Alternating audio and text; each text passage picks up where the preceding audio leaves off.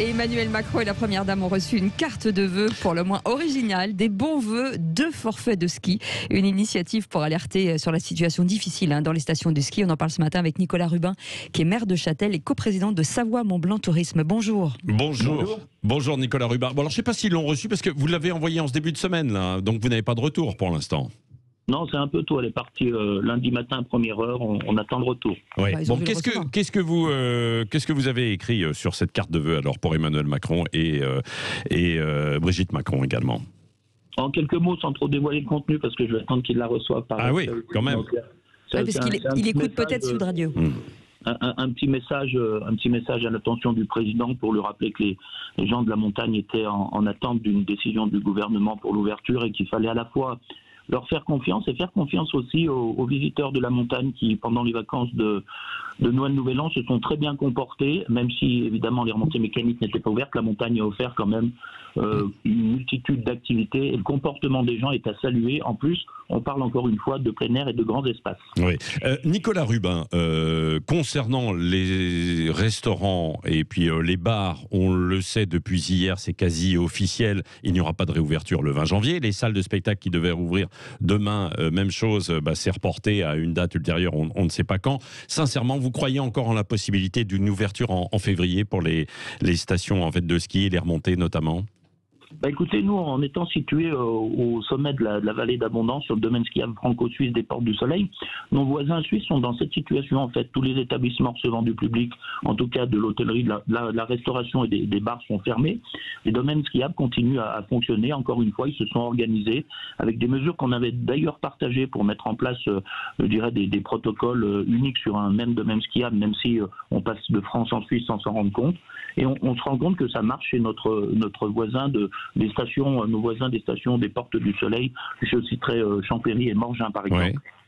Ouais. Et là, ça marche. Il n'y a pas trop de files d'attente, de foule à l'attente des remontes pentes, etc. sur les remontées mécaniques.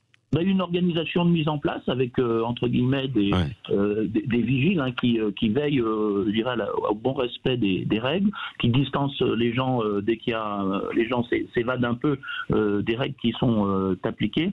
Et on se rend compte que ça fonctionne. Un de vos confrères, ce matin, dans un journal, la presse quotidienne régionale, parle que les domaines skiables sont restés ouverts et puis on n'a pas constaté de clusters sur ces sites, et en tout cas sur cette activité. Donc c'est bon à entendre aussi. Ouais. Alors ce qui fait peur aux autorités, c'est qu'il y ait, après le ski, des rassemblements le soir dans les stations, dans justement les bars et les restaurants. Mais si eux sont fermés, vous pensez qu'on peut quand même ouvrir les remontées et tout en gardant une vie un petit peu plus paralysée, si je puis dire, dans les villages, quoi. Oui, tout à fait. Ça ressemblera de toute façon pas à une destination touristique d'hiver classique. Normale, mais on est en capacité.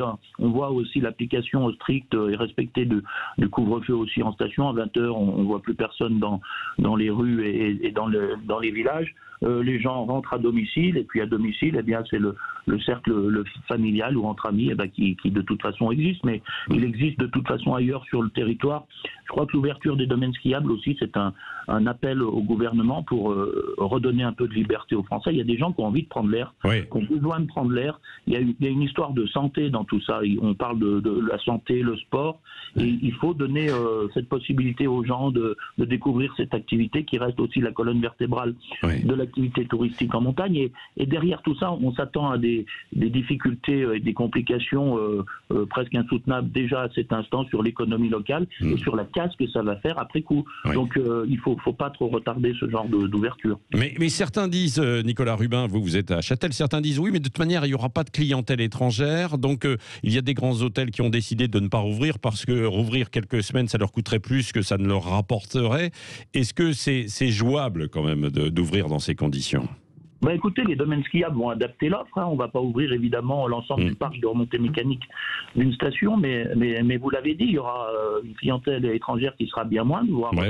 Les Britanniques, par exemple, ils annulent là en ce moment, quoi. Voilà, ils annulent et puis ils ne réservent pas parce qu'il nous faut un signal pour réserver. Il nous faut une date d'ouverture. Les gens ne vont pas au casse-pipe comme ça réserver des vacances. Et ça ne se fait pas en claquant des doigts du jour au lendemain. Sincèrement, vous y croyez quand est-ce que vous attendez une date pour... est-ce que ça peut être aujourd'hui, l'annonce ou pas, ou ça va être retardé de quelques jours ? Ben, il semblerait que ce soit aujourd'hui, en tout cas demain. Donc c'est les échos qu'on a, Oui. même si on n'a pas beaucoup d'échos, je dirais, du gouvernement en direction de la montagne. C'est ce que je reprochais aussi, c'est qu'on n'a pas un seul ministre concerné par la situation qui est venu prendre le pouls sur quelle que soit la station d'ailleurs, prendre le pouls des professionnels associés de la montagne. Oui. Une petite rencontre, un intérêt porté, un déplacement, plutôt que de décider tout ça à Paris. Il y a les théories et puis il y a la pratique sur le terrain. On aurait aimé aussi que ces gens se déplacent à notre endroit pour qu'on leur explique ce qu'on est en capacité. Vous appelez qui alors, le ministre du Tourisme par exemple? Oh ben écoutez, on y met le ministre du Tourisme, de l'Économie, on peut même y mettre le Premier ministre, que j'ai eu la chance d'avoir au téléphone il y a quelques jours en arrière et qui me disait, écoutez monsieur le maire, moi quand je prends une décision comme celle-ci, vous comprenez que mes amis de Font-Romeu ne sont pas contents aussi. Oui. Donc voilà, c'est des gens aussi de terrain et alors on s'étonne de ne pas les voir sur le terrain. Voilà, c'est un petit message, un petit clin d'œil à leur attention, toujours de manière diplomatique avec un peu de sourire parce qu'il en faut. Mais en tout cas, on aimerait qu'ils viennent nous rendre une visite. En tout cas, ils sont invités à Châtel et ailleurs, j'en suis certain. Oui, absolument. Merci Nicolas Rubin. Vous gardez quand même le moral et le sourire malgré tout dans ce contexte extrêmement difficile. Maire de Châtel en Haute-Savoie. Et belle année, bien sûr.